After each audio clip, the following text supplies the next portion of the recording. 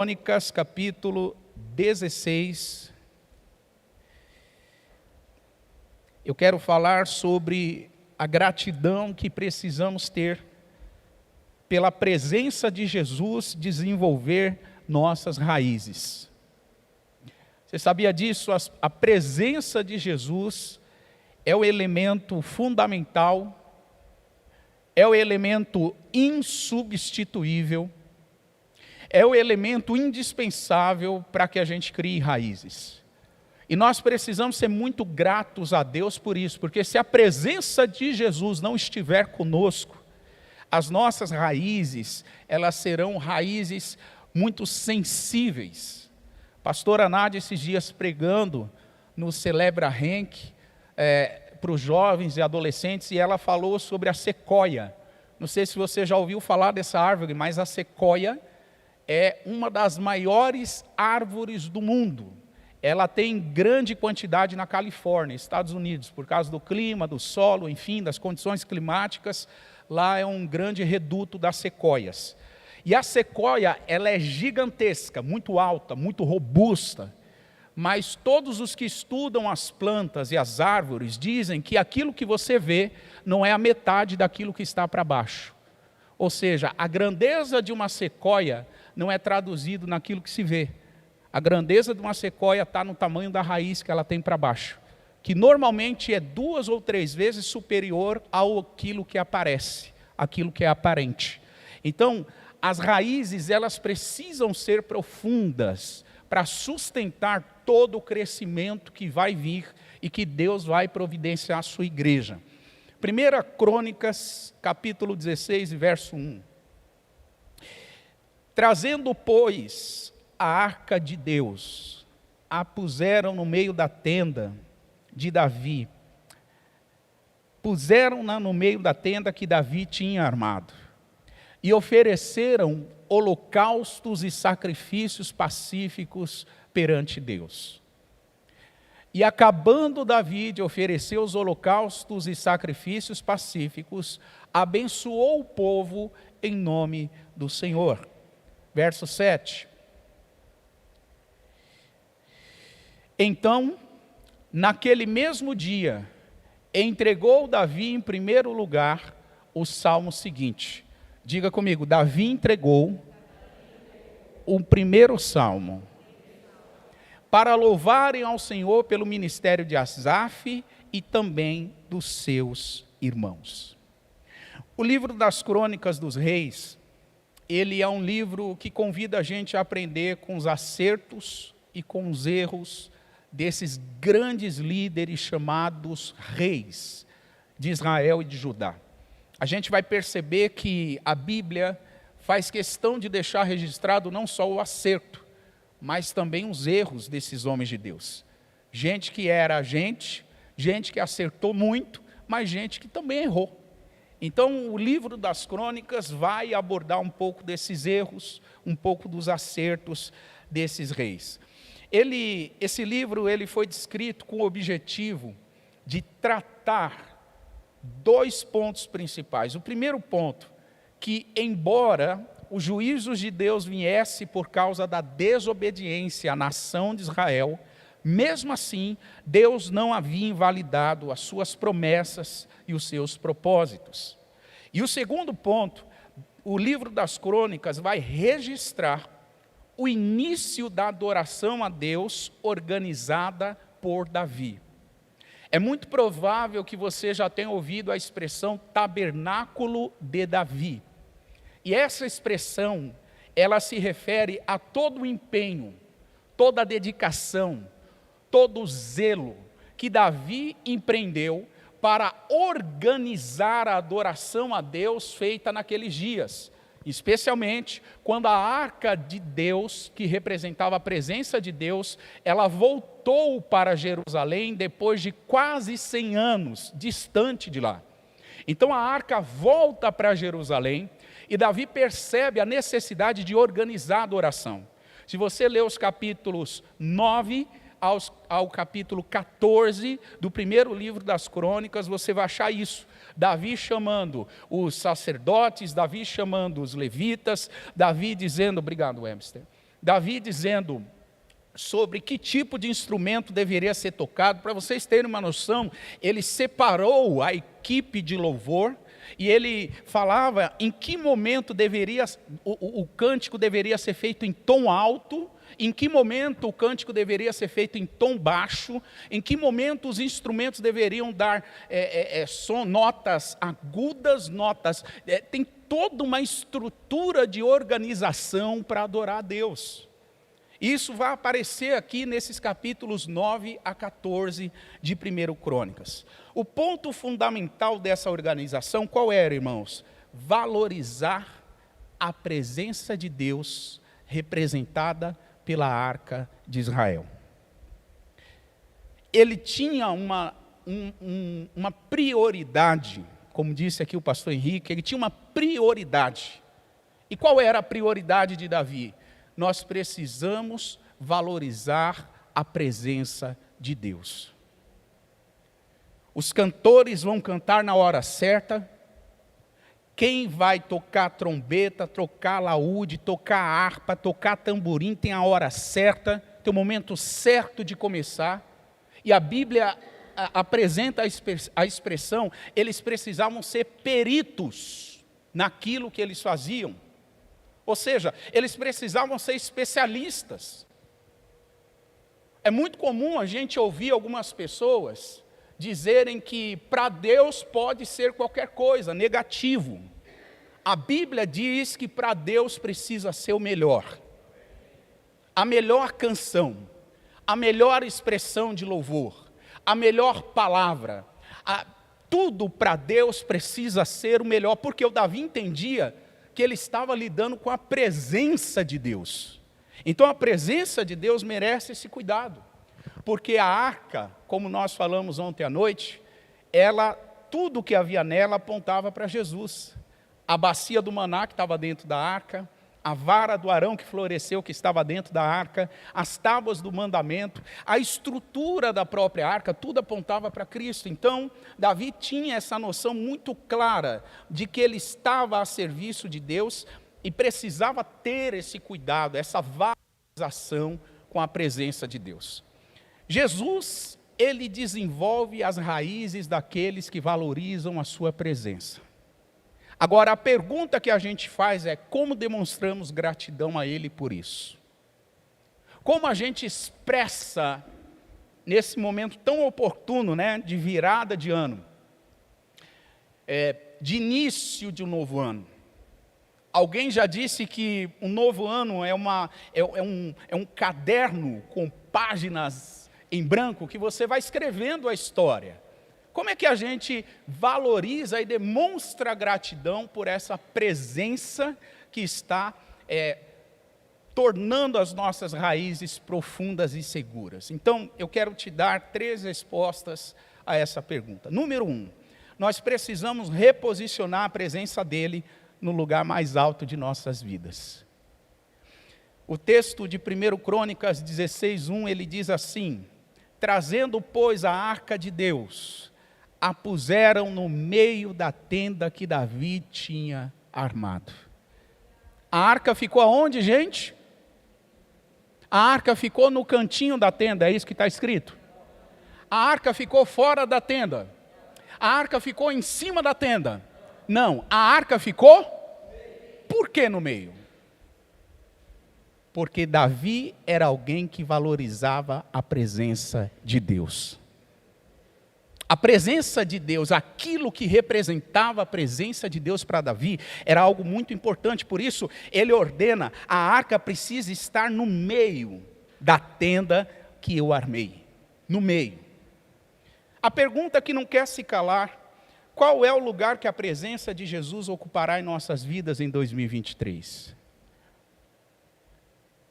Pastor Henrique, direcionado pelo Espírito aqui, trouxe a palavra prioridade. Qual é o lugar que a presença de Jesus ocupará em nossas vidas em 2023? A presença de Jesus vai ficar num cantinho? A presença de Jesus vai ficar do lado de fora? A presença de Jesus vai ficar no teto? Ou a presença de Jesus vai ser o centro? O ponto focal aquele lugar mais especial e mais decisivo da nossa vida, onde a presença de Jesus vai estar. O Salmo 27:4, também já citado aqui, ele disse: uma coisa pedi ao Senhor e a buscarei. Uma coisa, não foram várias, ele pediu uma coisa. E o que ele pediu? A sequência do versículo diz que possa morar na casa do Senhor todos os dias da minha vida, para contemplar a formosura do Senhor e aprender no seu templo. Quantas vezes, irmãos, nessa época do ano, eu vinha para os cultos e eu vinha com uma listinha de pedidos para o ano seguinte. Quantas vezes? Não sei você, mas eu fiz isso um monte de vezes. Eu vinha para os cultos e falava: Senhor, eu pretendo nesse ano alcançar esse objetivo, esse outro e tantos outros. E na verdade, irmãos, meu único objetivo para 2023 é amar mais o Senhor. Eu quero amá-lo mais. E isso é possível porque a Bíblia diz que Ele me amou primeiro. Então, se Ele me ama primeiro, é possível amá-lo numa intensidade maior nesse ano que chega. E isso é um foco, é uma prioridade, é um reposicionamento correto da presença de Jesus. Por quê? Porque o amor é o maior mandamento. A Bíblia vai dizer isso em Marcos 12, 30 a 31, que o maior mandamento é amar a Deus e o segundo, semelhante a esse, é amar o próximo, como a nós mesmos. Pastor, como é que eu consigo amar uma pessoa? A gente aprendeu isso aqui em dezembro. Olhe para a pessoa como se você devesse algo para ela.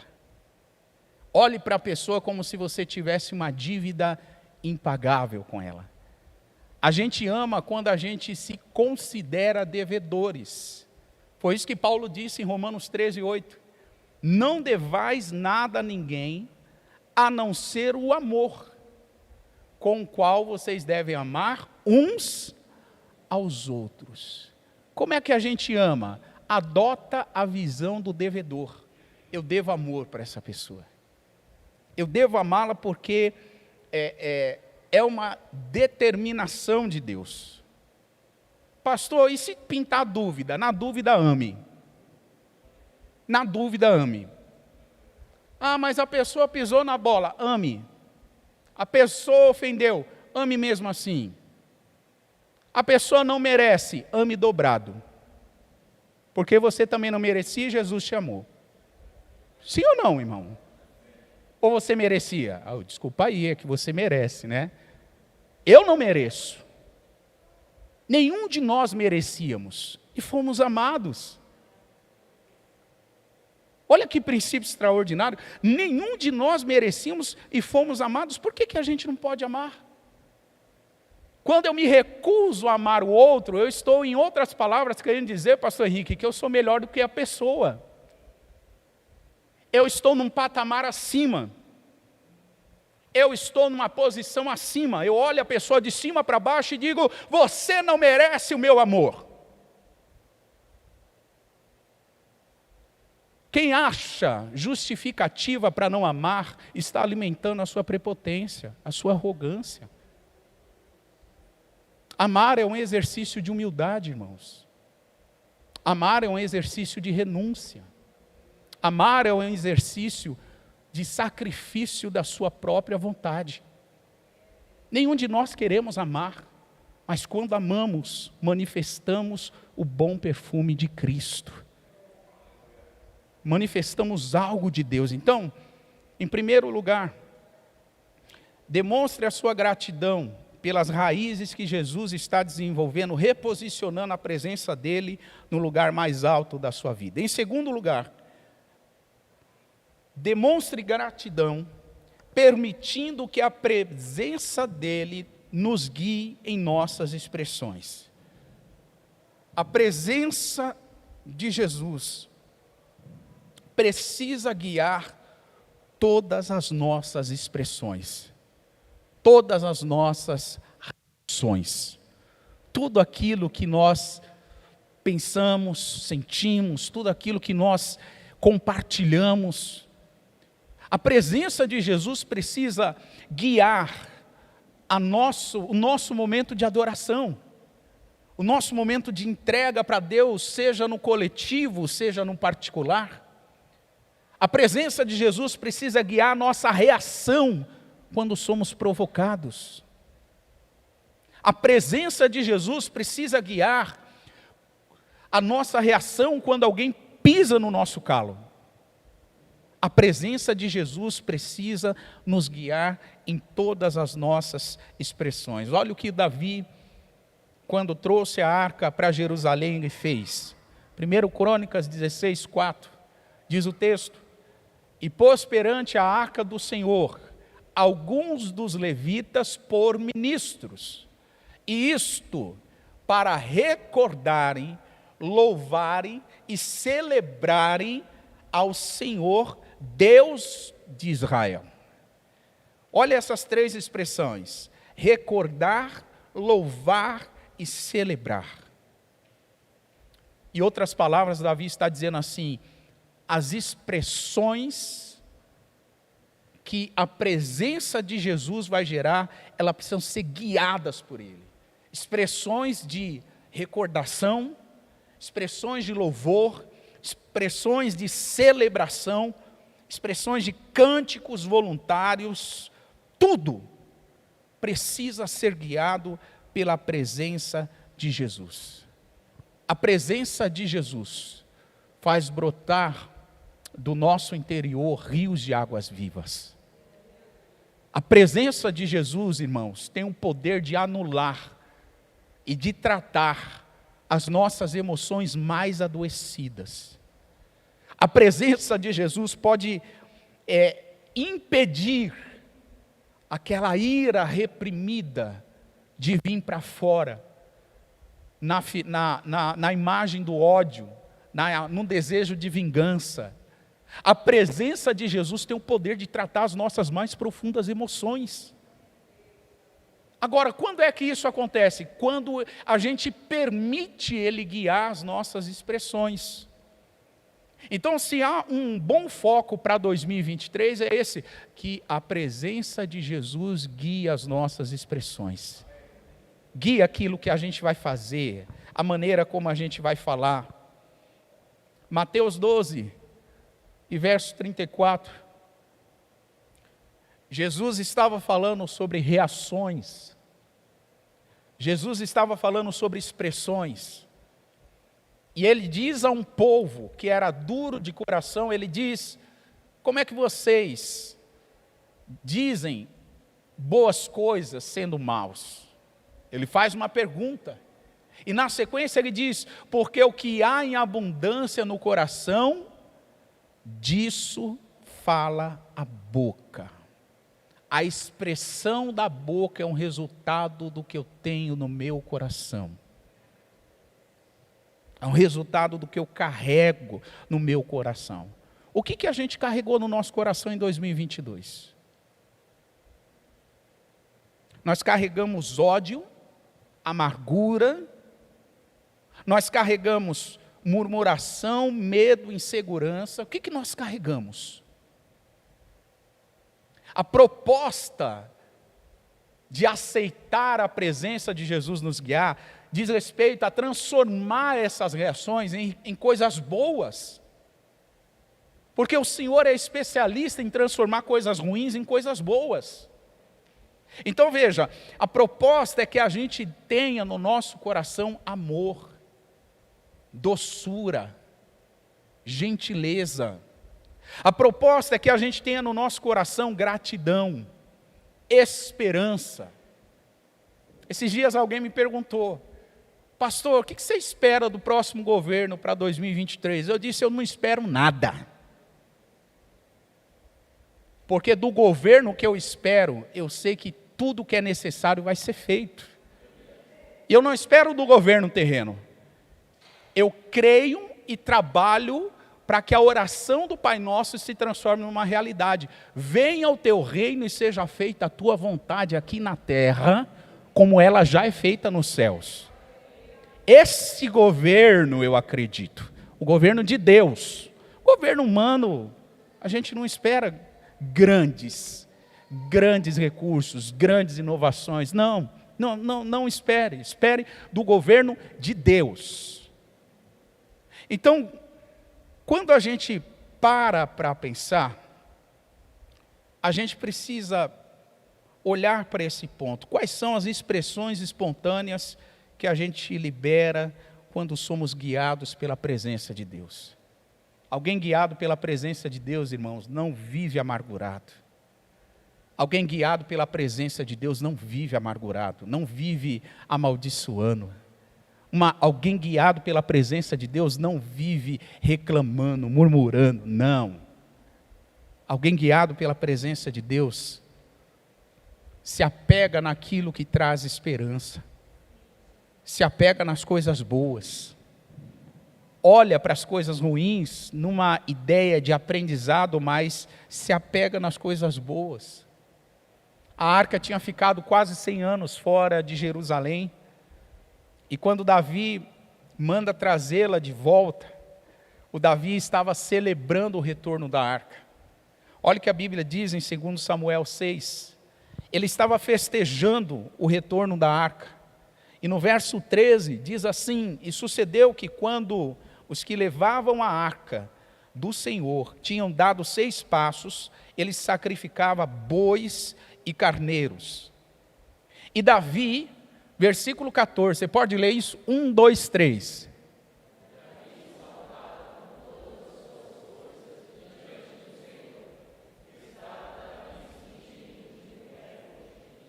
Davi, ao ver a arca, a presença de Deus voltando para o lugar de origem dela, Jerusalém, o que ele faz? Ele salta. Ele expressa júbilo ao Senhor. O versículo 15, na parte final, diz que Davi e todo Israel levavam a arca do Senhor com júbilo, ao som de trombetas. Eles transportavam a arca com extrema alegria. A palavra júbilo é celebração, é extrema alegria. Porque a presença de Deus estava sendo valorizada. A presença de Deus estava sendo reconduzida ao lugar de origem dela, Jerusalém. A presença de Deus estava sendo centralizada e Davi não poderia ficar indiferente àquilo. Qual seria a expressão de Davi? Júbilo, celebração, danças. Mas em contrapartida, alguém que não valorizava a presença de Deus, como Mical, ela reagiu de forma diferente. Ela, ao ver todo aquele alvoroço, a Bíblia diz no verso 16, que ela olha pela janela e vê o rei Davi jubilando, celebrando, que ia saltando diante do Senhor, e o finalzinho do verso 16 diz que ela despreza Davi no seu coração. Irmão, não sei o que passou na cabeça da Mical, mas um momento como esse, não era para Mical estar olhando para o Davi. Momento como esse, era para Mical estar olhando a arca do Senhor voltando para Jerusalém. Mas ela estava olhando para Davi. Ela tira o foco daquilo que é prioritário e coloca o foco naquilo que é secundário. Davi está dançando. Ela chega a dizer no versículo 20, que ela julga a dança de Davi, diz, Davi estava se amostrando para as outras mulheres. Mas não era para ela estar com o olho em Davi? Era para ela estar de olho na arca. Na presença de Deus que estava voltando para Jerusalém. Irmãos, esse texto, ele nos ensina muito, porque se a gente for observar essa realidade, ela se repete. A presença de Deus está em nosso meio. A presença de Deus se move em nós e através de nós. Expressões de júbilo, de palmas, de grito, de dança, de pulo, de expressões de louvor. Irmão, isso é familiar, porque a presença de Deus está aqui. A presença de Deus se move aqui. Agora, quando eu olho para alguém, e eu estou muito preocupado como alguém está reagindo, eu me comporto exatamente como Mical. Eu estou tratando aquilo que é muito valioso, que é a presença de Deus, como algo secundário. E estou olhando para a reação. Então, a gente precisa demonstrar gratidão pela presença de Jesus, permitindo Ele nos guiar em nossas expressões. Seja no momento de adoração, seja nas suas reações quando você é provocado, quando você é ofendido, quando você é maltratado, quando você é rejeitado. A presença do Senhor quer guiar as nossas reações em 2023. O Senhor quer guiar a gente, igreja.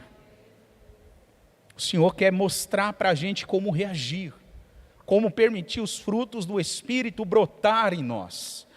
Em terceiro e último lugar, eu demonstro gratidão pela presença de Jesus, testemunhando as suas obras e permanecendo nessa presença continuamente. Verso 7 de 1 Crônicas 16. Olha o que a palavra diz. Então, naquele mesmo dia, entregou Davi em primeiro lugar o salmo seguinte, para louvarem ao Senhor pelo ministério de Asaf e dos seus irmãos. 8. Louvai ao Senhor e invocai o seu nome. Fazei conhecidos entre os povos os seus feitos. Cantai-lhe e fazei o que mais, gente? Salmodiai-lhe. Atentamente falem de todas as suas maravilhas. Deixa eu parar aqui um pouquinho. Irmão, Davi, ele tinha uma convicção de que tudo que Deus está fazendo precisa ser testemunhado. Preste atenção nisso. Tudo que Deus fez na sua vida em 2022, alguém precisa ouvir para essa pessoa amar mais o Senhor, temer mais o Senhor, se render mais ao Senhor. Quando a gente produz um material como esse aqui, que a equipe de comunicação produziu, um videozinho desse contando um pouquinho do que foi o nosso ano, a gente não quer com isso dizer para a igreja ou prestar contas dos trabalhos que estão sendo feitos, porque quem é dessa igreja sabe o que está sendo feito aqui. Você diz amém? Sabe o que a gente faz com um videozinho como esse? Eu estou dizendo ao mundo as grandes obras que o Senhor está fazendo aqui. O que o Senhor está fazendo aqui precisa ser contado. O que o Senhor faz na tua vida precisa ser anunciado. Fale daquilo que o Senhor tem feito. Fale de todas as suas maravilhas. E não para por aí. Versículo 10. Gloriai-vos no seu santo nome. Alegre-se o coração daqueles que buscam o Senhor. Busque ao Senhor e a sua força. Busque a sua face continuamente. Não para. Pastor, eu estou cansado, 2022 foi difícil, para mim também foi. Mas uma decisão tenho no meu coração, eu não paro de buscá-lo. Eu busco cada vez mais, eu quero mais da presença de Deus. Pastor, eu tive frustrações em 2022, algumas promessas não se cumpriram na minha vida e na minha família, algumas coisas que eu ouvi de Deus não ganharam forma em 2022, não desista, persevere, vá adiante, creia, que o Senhor tem tempo certo para cumprir todo o propósito debaixo dos céus. A palavra diz que há tempo determinado. Qual é o tempo que Deus determinou para a sua vida? Talvez seja esse, talvez não seja. Os profetas do Antigo Testamento falavam sobre contar as maravilhas do Senhor e falavam sobre continuar buscando a face do Senhor. Isso é um padrão repetido pelos profetas de Deus. É um padrão repetido por aqueles que se relacionavam com Deus. Marcos capítulo 5, versículo 18 e 19, eu quero terminar mostrando isso aqui para vocês. Todos nós conhecemos a história do endemoniado gadareno, um homem que tinha uma legião de demônios, que tinha um problema de surtos demoníacos terríveis, que ninguém conseguia se aproximar. A Bíblia diz que ele era preso com correntes no cemitério da cidade de Gadara, porque ninguém conseguia segurar esse homem. Jesus tem um encontro com ele, transforma a vida dele, liberta ele, cura ele. E quando Jesus está indo embora de Gadara, está prestes a entrar no barquinho para ir embora, a palavra de Deus vai dizer que aquele homem grato por tudo que Jesus fez, ele olha para Jesus e diz assim: Senhor, me deixa ir contigo, eu quero ir contigo. E no versículo 18, conta exatamente isso. E entrando ele no barco, ele quem? Jesus, rogava-lhe o que for endemoniado, que o deixasse estar com ele. Verso 19, Jesus porém não lhe permitiu, mas Jesus disse para ele: vai para a tua casa, vai para os teus e anuncia-lhes quão grandes coisas o Senhor te fez e como o Senhor teve misericórdia de ti. Pastor, mas Jesus não quer que as pessoas sigam ele? Por que ele não permitiu o gadareno seguir? Por um motivo muito simples.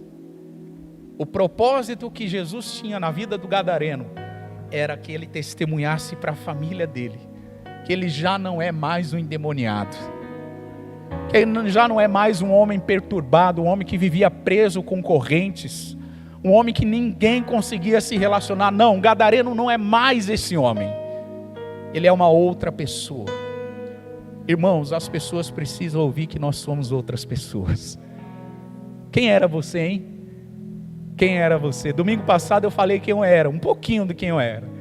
Eu colocava bombinha na caixa de correio das pessoas. Eu perturbava a minha vizinhança, gente.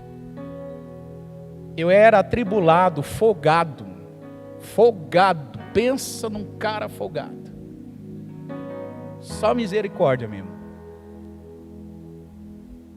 Jesus mudou.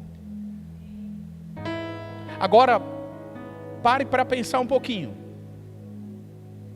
Eu tenho que tomar cuidado, porque senão o senso religioso vai dizer assim: cuidado, você é pastor.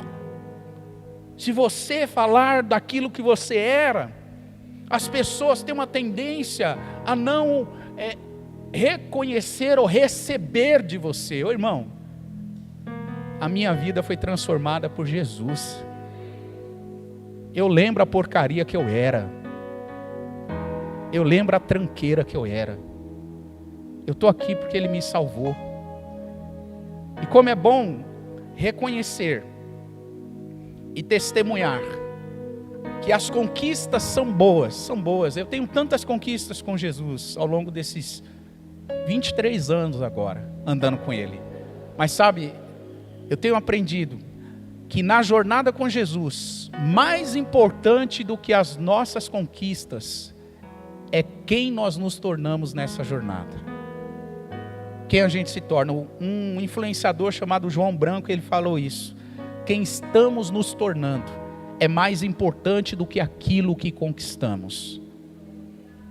E na jornada com Jesus é assim, irmão. Quem você está se tornando na jornada é mais importante do que aquilo que você conquista. As bênçãos virão em 2023.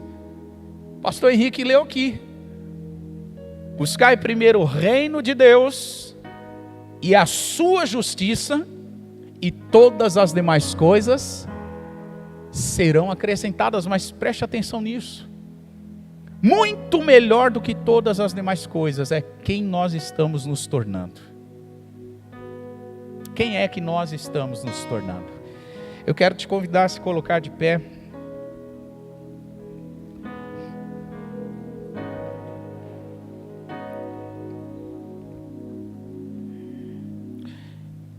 E nesse momento, eu gostaria que você expressasse a sua gratidão pela presença de Jesus. A palavra diz que o Espírito Santo, o conselheiro, foi enviado por Jesus para estar conosco e habitar conosco. Ele está em nós. Então eu gostaria que você começasse a expressar a sua gratidão, a declarar palavras de gratidão pela presença do Espírito Santo, pela presença de Jesus. Comece a agradecer pela obra redentora e transformadora que Ele tem feito na sua história. Se você tem dificuldade de agradecer, se lembre quem você era e quem você é hoje. Obrigado, Senhor. Obrigado pela sua presença em nossas vidas. Obrigado porque a sua presença tem nos transformado durante toda a nossa história. Nesse ano de 22, a gente viu a sua mão estendida sobre nós, Senhor. A tua graça nos conduzindo. Percebemos que nessa jornada, o Senhor foi nos transformando. A semelhança daquele gadareno, que teve a história dele reescrita. Senhor, as nossas histórias estão sendo reescritas pelo teu poder. Te agradecemos por isso, te agradecemos pela oportunidade de um novo ano, de uma nova chance, de uma nova, uma nova temporada diante do Senhor. Por isso consagramos a Ti cada família aqui representada, consagramos a Ti cada decisão que será tomada nesse ano. Jesus, que o Senhor seja colocado no centro da nossa vida. Assim como a arca da aliança foi colocada no centro da tenda de Davi, que o Senhor seja colocado no centro da nossa tenda, da nossa própria vida. Não queremos te colocar num canto, não queremos te colocar fora, queremos que o Senhor esteja no centro, conduzindo a nossa história. Por isso, Senhor, nós dedicamos a Ti a honra, a glória e o louvor devido. Anunciamos as obras do Senhor, as grandiosas obras do Senhor, os grandes feitos do Senhor, os grandes movimentos, livramentos e intervenções do Senhor. Nós declaramos toda a glória e toda a honra seja dada ao Senhor. Igreja, levante suas mãos, agradeça ao Senhor.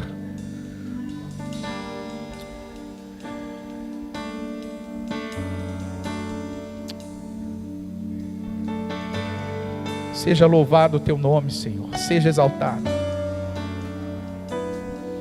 Seja adorado para sempre o seu nome, Senhor. Seja exaltado para sempre, Senhor. Vamos adorar